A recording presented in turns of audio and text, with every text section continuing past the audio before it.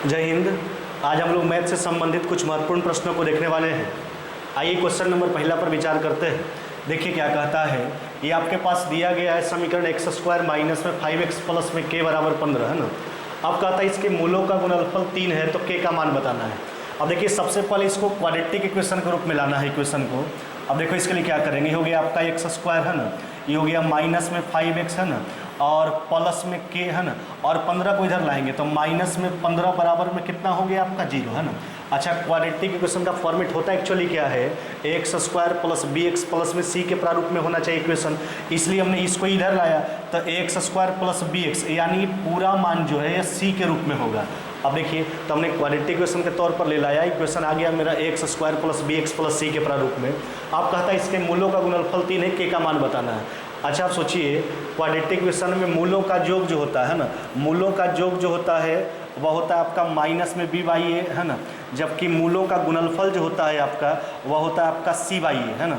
अब यहाँ पर बात वही किया गया, मूलों का गुणनफल का किया गया है, तो मूलों का गुणनफल सी बाई ए है ना, तो सी का मान हो गया आपका के माइनस में 15 और ए कहने का मतलब एक्स स्क्वायर का मल्टीपल कुछ नहीं तो 1 है ना, तो ये हो जाएगा आपका सी बाई ए। ये तो मेरे अनुसार से हो गया, जबकि अकॉर्डिंग टू क्वेश्चन दे रखा 3 है ना, तो बराबर में हो गया आपका 3 है ना, इसलिए के का जो मान हो जाएगा है ना, तो ये हो जाएगा 15 उधर जाके पॉजिटिव हो जाएगा, 15 और 3 कितना हो जाएगा आपका 18 है ना, तो आपका रिजल्ट हो जाएगा 18 है ना, ऑप्शन नंबर ए है ना।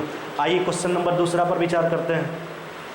देखिए क्या कहता है, कहता है 2 पाइप का बात किया गया है, ए और बी किसी टंकी को एक 12 घंटा में एक 15 घंटा में भरता है ना, और तीसरा जो है वो भरी टंकी को 20 घंटा में खाली करता है। अब कहता है खाली टंकी में तीनों को एक साथ खोल दिया जाए तो टंकी भरने में कितना समय लगेगा। देखिए बात समझिएगा, अब यहाँ पर बात एक्चुअली 3 पाइप का किया गया है। इसमें पाइप ए जो है किसी टंकी को 12 घंटा में भरता है ना, पाइप बी जो है किसी टंकी को 15 घंटा में भरता है, और एक तीसरा पाइप जो है भरी टंकी को 20 घंटा में खाली करता है। खाली करने वाला है माइनस से प्रदर्शित कर लेंगे इसको, और ये 20 घंटा में इसको क्या करता है, खाली करता है। अब सबसे पहले हम टंकी का कैपेसिटी जूम कर लेंगे है ना। अब देखिए इसका कैपेसिटी जूम करने के लिए क्या करेंगे, लॉसा मेथड से तीनों के समय का लॉसा निकालेंगे, तो 12 15 20 का लॉसा हो जाएगा आपका कितना 60, यानी टंकी का कैपेसिटी हो गया आपका 60 यूनिट। अब देखिए बारी बारी से विचार करते हैं, तो पहला पाइप 12 घंटा में 60 यूनिट भरता है तो 1 घंटा में कितना भरेगा 5 यूनिट। दूसरा पाइप 15 घंटा में 60 यूनिट भरता है, 1 घंटा में कितना भरेगा 4 यूनिट। और तीसरा पाइप खाली करने वाला है जो 20 घंटा में 60 यूनिट खाली करता है, 1 घंटा में कितना खाली करेगा 3 यूनिट है ना। अब देखिए बात समझिए, कहता है खाली टंकी में तीनों को एक साथ खोल दिया जाए। हमने प्रत्येक का 1 घंटा का काम निकाल लिया, अब तीनों को एक साथ खोलना है। कहता है टंकी भरने में कितना समय लगेगा। अब देखिए टंकी भरना यानी पूरा 60 यूनिट काम करवाना है आपसे। अब देखिए तीनों के 1 घंटा के काम से भाग लगा दीजिए। अब तीनों को जब खोलेंगे तो 5 यूनिट 4 यूनिट भरेगा, तो दोनों मिलके 9 यूनिट भरेगा, जबकि तीसरा जो है 3 यूनिट खाली कर देगा, तो 9 में से 3 गया, यानी वास्तव में 1 घंटा में टंकी 6 यूनिट ही भरा जा रहा है, क्योंकि 9 यूनिट दोनों मिलकर भरेगा, तीसरा जो है 3 यूनिट खाली कर देगा। अब इसको 10 बार में काट लीजिए, आपका रिजल्ट हो जाएगा 10 घंटा है ना। यानी खाली पाइप में अगर तीनों खाली टंकी में अगर तीनों पाइप को खोल दिया जाए तो टंकी भरने में जो समय लगेगा वह समय हो जाएगा आपका 10 घंटा। आइए अगला क्वेश्चन पर विचार करते हैं। देखिए क्या कहता है, कहता है 112 सेंटीमीटर व्यास का एक वृत्ताकार तार जो है वह आयत का आकार का काटा जाता है ना, और इसकी भुजाएं 9:7 के अनुपात में है। आयत की छोटी भुजाओं का लंबाई पूछा गया। अब एक बात सोचिए, तार पहले वृत्ताकार था, उसको आयत का रूप दिया गया।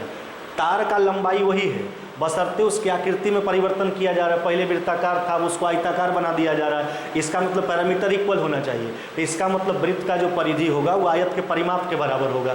तो वृत्त का परिधि 2πr या फिर πd, तो πd के माध्यम से निकाल लीजिए, तो हो जाएगा आपका 22/7 है ना, और डायमीटर हो गया इसका 112। तो हो गया वृत्त का परिधि भी हो गया, आयत का परिमाप भी हो गया। अब देखिए आयत का अगर परिमाप है, आपको आयत का छोटा भुजा फाइंड करना है, तो अगर ये आयत का परिमाप है तो आयत का परिमाप 2 × l + b, इसका मतलब ई जो है लंबाई चौड़ाई के योग का दुगना है, तो इसका आधा पहले कर लिया जाएगा है ना। अब इसको आधा कर लीजिए, तो ई जो निकल के आया वो आयत के लंबाई और चौड़ाई का योग हो गया है ना। अब इसको 9 और 7 के रेशियो में बांट दीजिए, तो इस 16 यूनिट का मान हो गया। आपसे छोटी भुजा पूछा, यानी 7 यूनिट का जो है सकी मान बता देना है। अब इसको हल कर लीजिए, देखिए 7 से 7 आपका कट जाएगा है ना। अब देखिए 16 से काट लीजिए, इसको 7 बार में कट गया है ना, 2 से 11 बार में कट जाएगा है ना। ये हो जाएगा आपका 77 सेंटीमीटर, है ना। कहने का मतलब है, यही पूछा गया था आपसे कि आयत का छोटी भुजा का लंबाई ज्ञात करने के लिए बोला गया था। आयत का छोटी भुजा का लंबाई हो जाएगा 77 सेंटीमीटर। आइए अगला क्वेश्चन पर विचार करते हैं। देखिए, कहता है 36 किलोमीटर प्रति घंटा की चाल से चलकर एक रेलगाड़ी जो है 22 सेकंड में खंभा को पार करता है। 350 मीटर लंबी सुरंग को पार करने में कितना समय लगेगा। अब देखिए, सुरंग को पार करने का स्थिति बोला गया है ना। तो सुरंग को पार करने की स्थिति में जो दूरी होता है वह रेलगाड़ी का लंबाई प्लस में सुरंग का लंबाई। लेकिन प्रश्न में हमको रेलगाड़ी का लंबाई नहीं दिया गया है, तो हम पहला स्थिति के माध्यम से रेलगाड़ी का लंबाई निकालेंगे। देखिए, तो पहला स्थिति से रेलगाड़ी का लंबाई निकालिए। तो 36 किलोमीटर प्रति घंटा की चाल से चलकर रेलगाड़ी जो है वो 22 सेकंड में खंभा को पार करता। देखिए, अगर रेलगाड़ी कुछ वैसे वस्तु को पार करता है जिसमें लंबाई नगण्य के बराबर हो, जैसे टेलीग्राफ का खंभा, बिजली का खंभा, पोल हो गया, है ना। अगर ये सब चीज़ को पार करता है, समझिए खुद की लंबाई को पार करता है, तो उस स्थिति में जो दूरी होता है वो रेलगाड़ी का लंबाई होगा। तो दूरी निकाल लीजिए। तो दूरी बराबर चाल गुना समय। 36 का स्पीड है, इसको मीटर प्रति सेकंड में एक्सचेंज करेंगे, है ना। और 22 सेकंड में पार करता है। अब देखिए ना, इसको काट लीजिए 2 बार में, है ना। तो ई जो हो गया आपका, कितना हो गया आपका 220 मीटर, है ना। ई जो आया, ये आया रेलगाड़ी का लंबाई निकलकर, है ना। अब हमसे कहता क्या है, वह रेलगाड़ी 350 मीटर लंबी सुरंग को पार करने में कितना समय लेगा। अब जब रेलगाड़ी का लंबाई निकल के आ गया, अगला कंडीशन है सुरंग को पार करने वाला, उसका समय पूछा गया है। तो जब सुरंग को पार करेगा तो वहाँ पर दूरी जोड़कर, है ना। तो देखिए, दूरी जोड़ेंगे, रेलगाड़ी का लंबाई प्लस में सुरंग का लंबाई, तो 220 प्लस में 350 यानी 570। तो 570 मीटर का डिस्टेंस हो गया। और सुरंग को पार करने की स्थिति में चाल जो होगा वह रेलगाड़ी का ही चाल होगा। और रेलगाड़ी का स्पीड दे रखा 36 किलोमीटर प्रति घंटा। देखिए, ऊपर का मामला मीटर में है, किलोमीटर प्रति घंटा में है, इसको मीटर प्रति सेकंड में एक्सचेंज कर लेंगे, है ना। 18 से काट लीजिए इसको 2 बार में। अब 10 से एक शून्य कट जाएगा आपका रिजल्ट हो जाएगा 57 सेकंड, है ना। कितना हो जाएगा 57 सेकंड। कहने का मतलब है वह रेलगाड़ी जो है 350 मीटर लंबी सुरंग को पार करने में 57 सेकंड का समय लेगा। आइए अगला क्वेश्चन पर विचार करते हैं। देखिए क्या कहता है। कहता है ए, बी तथा सी जो है एक व्यापार में क्रमशः 5:6:8 के अनुपात में लाभ प्राप्त करता है। और उसके कहता है तथा वे जितने समय तक व्यापार में रहे वह समय के बीच का रेशियो दिया है 3:2:5। तो कहता है किस अनुपात में पूंजी निवेश किया। जहाँ तक पार्टनरशिप का सवाल है, तो पार्टनरशिप में जो लाभ को बांटते हैं वह लाभ बढ़ता कैसे है। लाभ जो बढ़ता है वह पूंजी गुना समय के आधार पर बढ़ता है ना। लाभ जो बढ़ता है वह बढ़ता है पूंजी गुना समय के आधार पर। जो व्यक्ति जितना समय तक रहता है व्यापार में और जितना पूंजी का निवेश करता है, वही हिसाब से पार्टनरशिप में लाभ को बांटा जाता है। अब देखिए, आपको जो दिया लाभ का अनुपात दे रखा है ना, समय का अनुपात दे रखा है, पूंजी का अनुपात पूछा। अच्छा, आप सोचिए पूंजी निकालने के लिए क्या करेंगे, है ना। लाभ के अनुपात में समय के अनुपात से भाग लगा देंगे। तो लाभ का जो अनुपात है आपके पास वह है 5 अनुपात, है ना। यह हो गया 6 अनुपात, कितना हो गया आपका 8। अब इसमें समय के अनुपात से जो है सकी भाग लगा दीजिए। अब देखिए, समय वाला जो अनुपात है आपका वह हो गया आपका 3 अनुपात, है ना। 2 अनुपात, कितना हो गया आपका 5। अब इसको काट लीजिए, कट जाएगा आपका 3 बार में। अब भिन्न का अनुपात आ गया, इसको सरल अनुपात में कन्वर्ट करने के लिए लॉसा से गुना करते हैं। 3, 5, 1 का लॉसा 15 हो जाएगा, है ना। अब देखिए, इसको गुना कर लीजिए। तो यहाँ 5 से गुना करेंगे तो कितना हो जाएगा आपका 25, है ना। अब देखिए, यहाँ पर 15 से गुना करेंगे कितना हो जाएगा आपका 45। यहाँ 3 से गुना करेंगे कितना हो जाएगा आपका 24। देखिए, तो आपका जो उत्तर आया है वह 25:45:24 आया है। लेकिन ऐसा कोई ऑप्शन में आपके पास गिवन नहीं है, तो इसी का जो है गुणज करके आपके ऑप्शन में दिया हुआ होगा। अगर ऐसा नहीं दिया गया है तो आपका उत्तर ऑप्शन नंबर यहाँ पर डी हो जाएगा। देखिए ना, वही चीज़ दिया गया, आपका रेशियो 25:45:24 आया है, जबकि उत्तर ये ऑप्शन नहीं देखे इसका दुगना करके लिखा गया है 50:90:48, है ना। तो आपका उत्तर हो जाएगा ऑप्शन नंबर डी। आइए अगला क्वेश्चन पर विचार करते हैं। देखिए, कहता है tan 9 डिग्री का मान दिया गया P/Q। हमसे कहता है sec² 81 डिग्री बटा 1 प्लस cot² 81 डिग्री का मान बताना। अच्छा, एक बात सोचिए, अगर tan 9 डिग्री का मान P/Q है तो 9 डिग्री को लिखेंगे 90 माइनस में 81, तो tan 90 minus theta cot theta. इसका मतलब इसको आप लिख सकते हैं cos 81 डिग्री बराबर में P/Q। अब देखिए, जिस व्यंजक का मान निकालना उस पर थोड़ा विचार कीजिए। अब देखो, सोचो, ऊपर तो आपका sec² 81 डिग्री है ही, अब नीचे सोच के देखिए, नीचे जहाँ तक विचार करेंगे 1 plus coat square 81 degree, 1 plus coat square theta cosec square theta, है ना, तो ये हो जाएगा आपका कोसेक स्क्वायर 81 डिग्री। अब देखिए ना, इसको हल करके लिखिए आप। अच्छा, सेक को तोड़ोगे आप तो 1 बाई कॉस, और कोसेक को तोड़िएगा तो 1 बटा साइन, तो साइन पलट के ऊपर जाएगा, उसका कॉस नीचे आ जाएगा, तो साइन बटा कॉस ई जो आएगा यहाँ से मान जो प्राप्त होगा वह tan का हो जाएगा, तो हो जाएगा आपका tan स्क्वायर 81 डिग्री।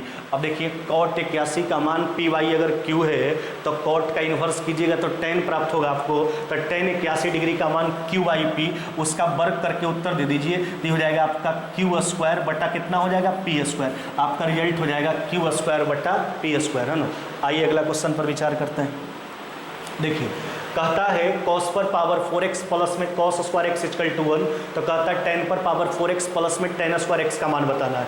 देखिए इस शर्त के आधार पर व्यंजक का मान निकालना है। अब शर्त के आधार पर व्यंजक यानी जो कंडीशन दिया गया उस कंडीशन के तहत आपको उस व्यंजक का मान बताना है। तो यहाँ पर आप गौर कीजिएगा, हमको जो दिया गया है cos पर पावर 4x प्लस में cos square x equal to 1, तो हम लिखेंगे cos पर पावर 4x बराबर, अब देखो ना, तो cos स्क्वायर x उधर जाके घटेगा, है ना, तो 1 माइनस में cos स्क्वायर थीटा, ये हो जाएगा साइन स्क्वायर थीटा, है ना, तो ये हो जाएगा आपका साइन स्क्वायर एक्स, है ना।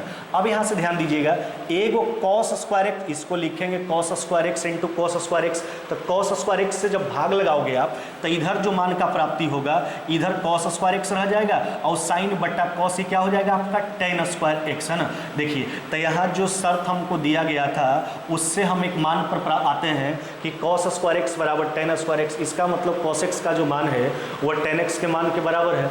अब जिस व्यंजक का मान पूछा गया उसको देखिए, तो आपसे पूछा गया टेन पर पावर 4x प्लस में टेन स्क्वायर एक्स, तब हमको एक्चुअली अब टेन को कॉस में कन्वर्ट कर लीजिए। देखिए तो इसका मतलब cos X equal to tan X, तो जो टेन है उसको कॉस में आप लिख सकते हैं। तो जिस व्यंजक का मान पूछा गया है टेन पर पावर 4x, तो उसको आप लिख सकते हैं कॉस पर पावर 4x, अब प्लस में फिर टेन स्क्वायर एक्स, तो इसको आप लिख सकते हैं कॉस स्क्वायर एक्स। अब एक चीज़ ध्यान दीजिएगा, अब इसका जो मान आपको निकालना है, अब कॉस के रूप में हम निकाल चुके हैं और ये तो प्रश्न में आपको दे रखा है कि कॉस पर पावर 4x प्लस में कॉस स्क्वायर इक्वल टू 1, है ना, अतः आपका उत्तर कितना हो जाएगा 1, है ना।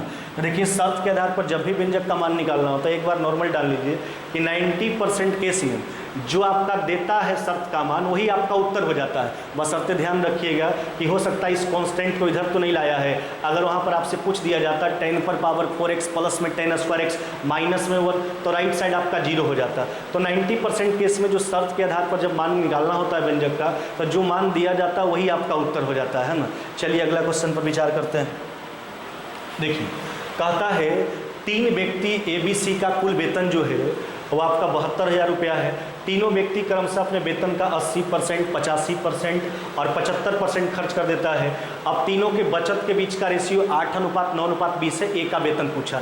देखिए इस प्रकार के प्रश्न में हम क्या करते हैं, इनकम का रेशियो निकालने के लिए बचत के अनुपात में बचत के प्रतिशत से भाग लगा देंगे। तो देखो बचत का अनुपात जो दे रखा 8:9 कितना हो गया आपका 20। अब बचत के अनुपात में हमने बोला बचत के प्रतिशत से भाग लगा दीजिए।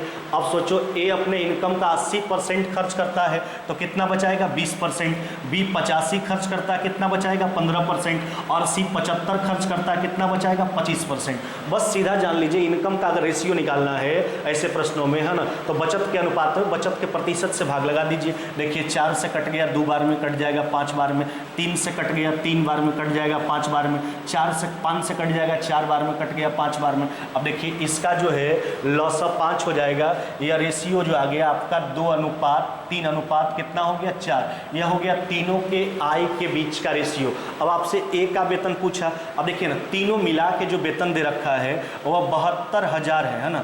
अब देखिए तीनों का यूनिट जोड़िए, 2, 3, 5 और 4 कितना हो गया आपका 9। तो 9 यूनिट बराबर 72,000। एक यूनिट का मान निकाल लिया गया।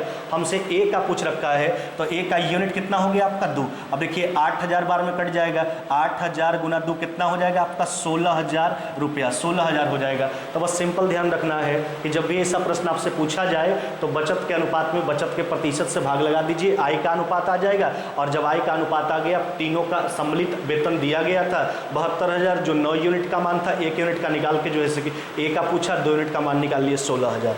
आइए अगला क्वेश्चन पर विचार करते हैं। देखिए क्या कहता है, कहता हुआ धनराशि कितना होगा जो 5% वार्षिक दर पर जो है दूसरा वर्ष में 420 रुपया चक्रवृद्धि ब्याज पर प्राप्त करता है। अब यहाँ पर देखिए 420 रुपया 5% वार्षिक रेट है और 420 केवल दूसरा साल का चक्रवृद्धि ब्याज है। अच्छा, चक्रवृद्धि ब्याज जो होता है पहला साल जितना साधारण ब्याज उतना ही चक्रवृद्धि ब्याज। तो चक्रवृद्धि ब्याज का एक ऐसा प्रक्रिया होता है जिसमें ब्याज पर ब्याज लगता है। तो दूसरा साल का रेट हम फाइंड कर लेते हैं। देखिए, तो पहला साल तो 5% होगा और दूसरा साल का जहाँ तक सवाल है तो दूसरा साल 5% तो होवे करेगा, फिर 5% का ब्याज भी चाहिए, तो हो जाएगा 5% का फिर ब्याज ले लीजिए 5% के हिसाब से, तो हो गया आपका 5.25% है ना। तो हो गया केवल दूसरा साल का चक्रवृद्धि ब्याज है ना।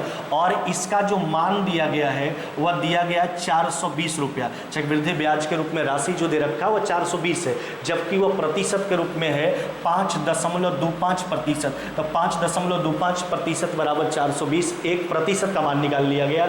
आपसे पूछा गया धनराशि यानी प्रिंसिपल पूछा गया, यानी 100% का मान बताना है तो 100 से गुना कर लीजिए। देखिए, इसका दशमलव हटाइए और यहाँ से फिर 100 से गुना कर लेंगे। अब देखो ना, तो इसको 25 से काट लीजिए, कट जाएगा आपका 4 बार में, 25 से कट जाएगा 21 बार में, 21 से काट लीजिए इसको 20 बार में कट जाएगा, तो 20 गुना 4 गुना 100 है ना। ये कितना हो जाएगा आपका 8000 रुपया। यही पूछा गया था, प्रिंसिपल पूछा गया था आपसे है ना कि उसका धनराशि बताइए। धनराशि हो जाएगा आपका 8000। आइए अगला क्वेश्चन पर विचार करते हैं। देखिए क्या कहता दो संख्याओं का योग है 36 है ना, जबकि उसका मौसा और लौसा दे रखा 3 और 105। उसके व्युत्क्रमों का जो पूछा। देखिए, तो दो संख्या हम ए और बी जूम करके चलते हैं, तो दो संख्या ए प्लस बी बराबर दे रखा 36। अब इसका हम गुणनफल पर विचार करते हैं। आप जानते हैं कि दो संख्याओं का जो गुणनफल होता है उसके लौसा और मौसा के गुणनफल के बराबर होता है। जो दो संख्या का गुणनफल होगा वही लौसा और मौसा का गुणनफल होगा। तो इसका देखिए मौसा हो गया 3 और लौसा कितना हो गया आपका 105 है ना। तो यही हो गया दोनों संख्याओं का गुणनफल। हमसे इसके व्युत्क्रमों का जो पूछा यानी 1/a और प्लस में 1/b का मान बताना है। देखिए, इसका लौसा हो जाएगा आपका ab, यहाँ हो जाएगा b, ये हो गया आपका a। तो a plus b equal to 36 है ना, और बटा हो गया आपका 3 गुना ये हो जाएगा आपका 105 है ना। अब देखिए ना 9 से काट लीजिए है ना, तो 9 से काटेंगे कितना बार में कट जाएगा 4 बार में। 9 से यहाँ निकालेंगे तो 3 और ये हो जाएगा आपका 35 है ना। आपका जो रिजल्ट हो जाएगा वह हो जाएगा आपका 4/35 है ना। कितना हो जाएगा 4/35। आपका उत्तर हो जाएगा ऑप्शन नंबर सी। आज के वीडियो में बस इतना ही है ना, मिलते हैं आगे नेक्स्ट वीडियो में।